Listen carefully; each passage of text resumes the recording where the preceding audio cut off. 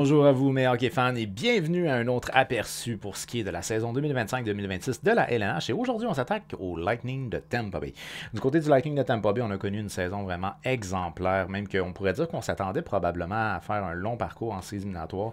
Malheureusement, l'histoire s'est répétée encore une fois, une troisième saison d'affilée que le Lightning s'est fait éliminer par leurs rivaux de la côte ouest.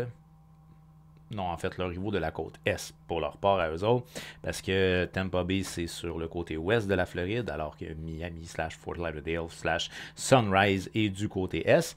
Donc, troisième année de suite qu'on se fait éliminer par les Panthers de la Floride en première ronde pour ce qui est du Lightning de Tampa Bay. Ça, c'est dommage. Si vous voulez parler de la structure là, des séries éliminatoires, comment ça peut détruire, mettons, du suspense un peu plus loin. Ben c'est ça. T'sais, le Lightning de Tampa Bay puis les Panthers de la Floride, ça aurait très bien pu être une finale de conférence. Malheureusement, ça n'a pas été le cas. On a eu ça en première ronde. Puis voilà, la rivalité de la Floride. Les Panthers ont encore une fois de plus triomphé. De très très grosses saisons de la part de certains joueurs. Là, ça en est époustouflant, je dirais. Là. Une excellente, une saison d'éclosion littéralement pour Brandon Eagle. Dans son cas à lui, 90 points. 90 points en 82 matchs pour Eagle. C'est un choix de sixième ronde, ce gars-là. Fait que, un choix de sixième monde qui te fait 90 points dans la LNH, c'est plus que valable. Sinon, on peut parler aussi de Radish. Dans le cas de Radish, qui a eu une longue carrière dans la Ligue américaine. Puis là, on voit une saison de près de 40 points pour un défenseur. Donc, une excellente saison pour ce qui est de Radish. Sinon, dans le cas, c'est qui? C'est-tu Gonzo? Ouais, Gonzo. Jake Gonzalez, pour la première fois de sa carrière, il a atteint le plateau des 40 buts ou plus. Donc, il a terminé la saison avec 41 buts et 80 points pour ce qui est de Jake Gonzalez. Ça a aussi été le meilleur pointeur en séries éliminatoires, d'ailleurs, c'est 6 points en 5 matchs. Donc, des très bonnes séries éliminatoires. Kucherov, qui a connu une saison exceptionnelle, 121 points. Vraiment une excellente saison. Là, ici, j'ai marqué 121, mais c'est 102 points, excusez. Donc, c'est ça. De façon sommaire, l'organisation a connu vraiment une excellente saison régulière. Ça s'est gâté un petit peu en séries éliminatoires. Même le retour de McDonough. Le McDonough qui a connu une très forte saison. 31 points. On s'entend que c'est pas un défenseur à caractère offensif. Là. 31 points en 82 matchs là, pour ce qui est de Ryan McDonough. Plus 43 de différentiel. Fait que ça vous donne une idée du genre là, de saison qu'a connu Ryan McDonough. Fait que de façon sommaire, belle saison, fin décevante pour ce qui est du Lightning de Tampa Bay, édition 24-25. Alors pour ce qui est d'édition 25-26, eh bien on revient avec notre directeur général Brisebois, notre entraîneur-chef John Cooper, et sinon, pour la saison 24-25, 47 victoires, 27 défaites, 8 défaites en prolongation pour un total de 102 points, une moyenne de buts marqués de 3,56 pour rien de moins que la meilleure offensive de la LNH, une moyenne de buts encaissés de 2,63 pour le quatrième rang dans la LNH. Un avantage numérique, je crois que c'était à 25,9. Hey, j'ai eu de la misère avec mes statistiques. Un avantage numérique, 25,9 pour le cinquième rang dans la LNH. Et puis sinon, un désavantage numérique à... ouais, c'est ça, j'ai tout confondu. Wow, pardonnez-moi, pardonnez-moi. Un désavantage numérique à 81,6. 81,6.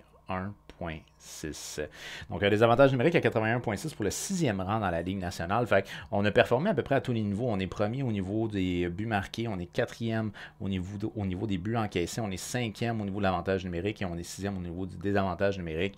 Ça l'a bien été. Le meilleur buteur aura été Brandon Point, mais tu sais, quand tu as deux marqueurs de 40 buts dans ton équipe, c'est très bon. Là. Fait que Brandon Point, 42 buts, mais sinon, juste après Jake Gonzalez, 41. Juste après Kucherov, 37. Brandon Eagle, 35. Ça l'a marqué là, du côté de Tampa Bay. Kucherov qui est bien évidemment le meilleur pointeur avec 121 points, là, celui qui est le plus proche c'est Eagle avec 90, fait quand même une trentaine de points d'avance sur son poursuivant pour ce qui est de Kucherov. Mais bon, Kucherov, on le sait, c'est un joueur étincelant offensivement. Le meilleur défenseur aurait été encore une fois Victor Edmond, 66 points en 79 matchs plus 18. Dans le cas de Victor Edmond, c'est une bonne saison que je qualifierais dans ses standards.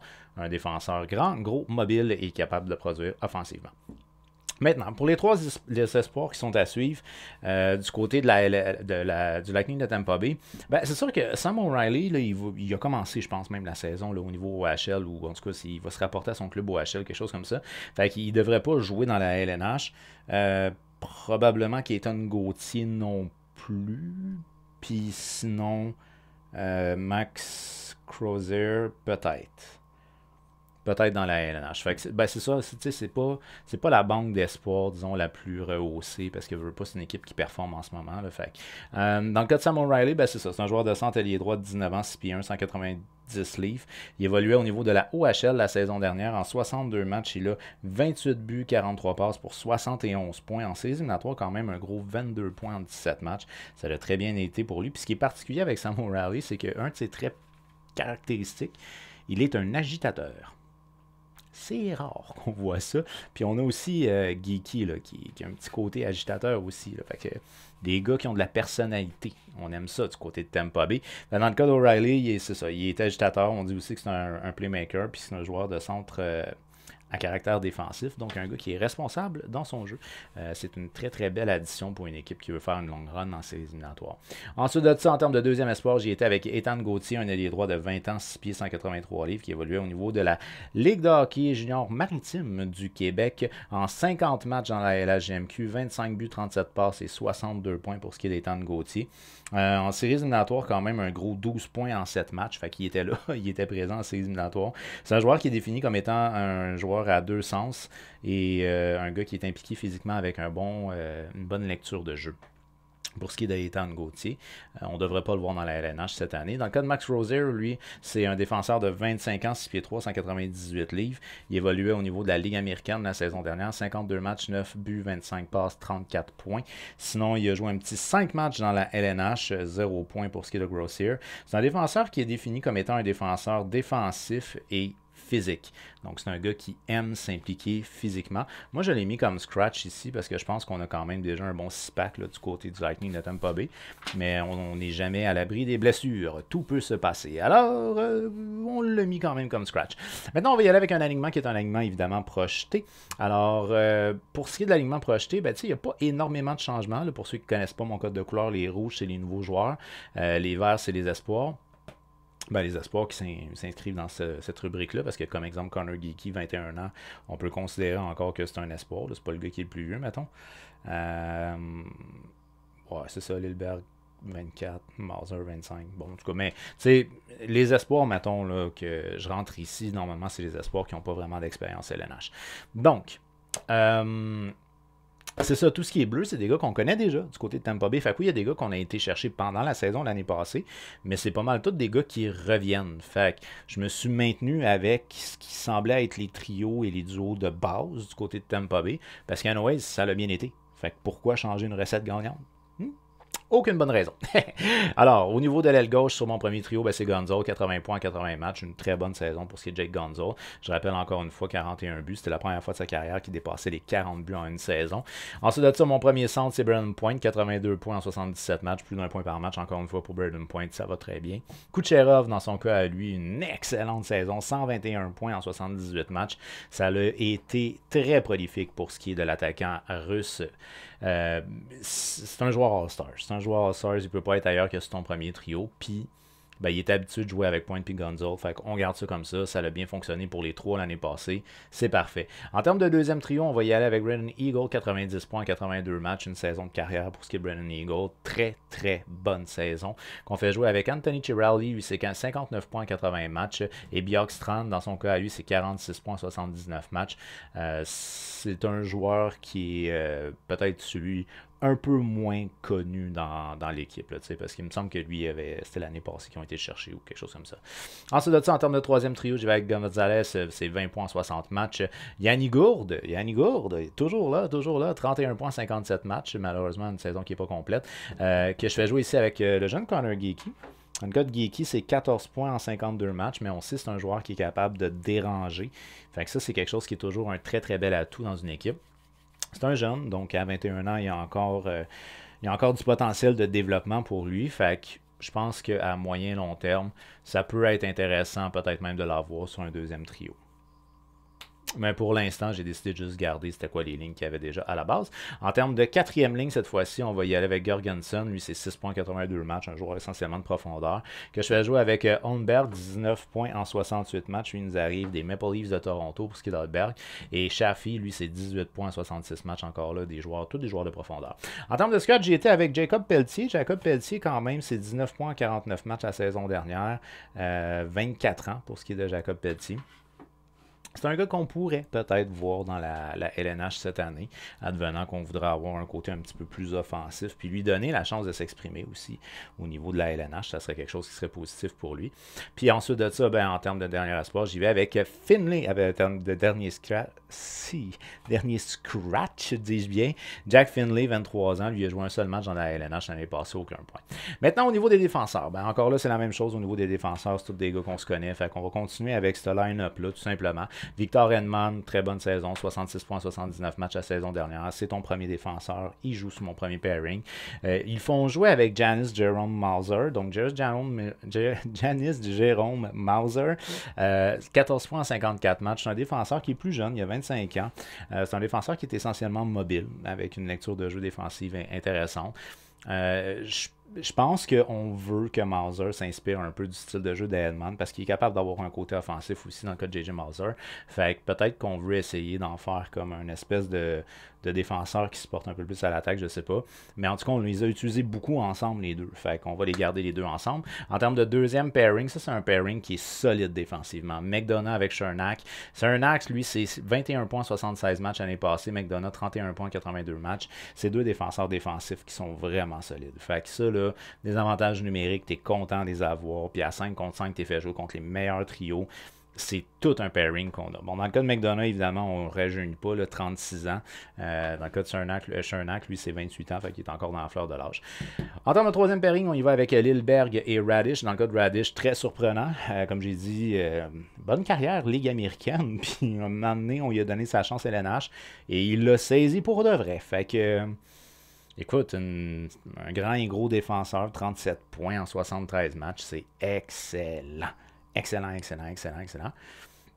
C'est une belle histoire. C'est une belle histoire qu'on a du côté de Tampa Bay. En termes de scratch, ben, j'y vais avec Max Scherzer que j'ai parlé. Le côté intéressant, c'est qu'il est physique. Fait qu'il peut apporter quelque chose. Puis il est plus réputé aussi pour son jeu défensif. Ça aussi, c'est quelque chose qui est intéressant.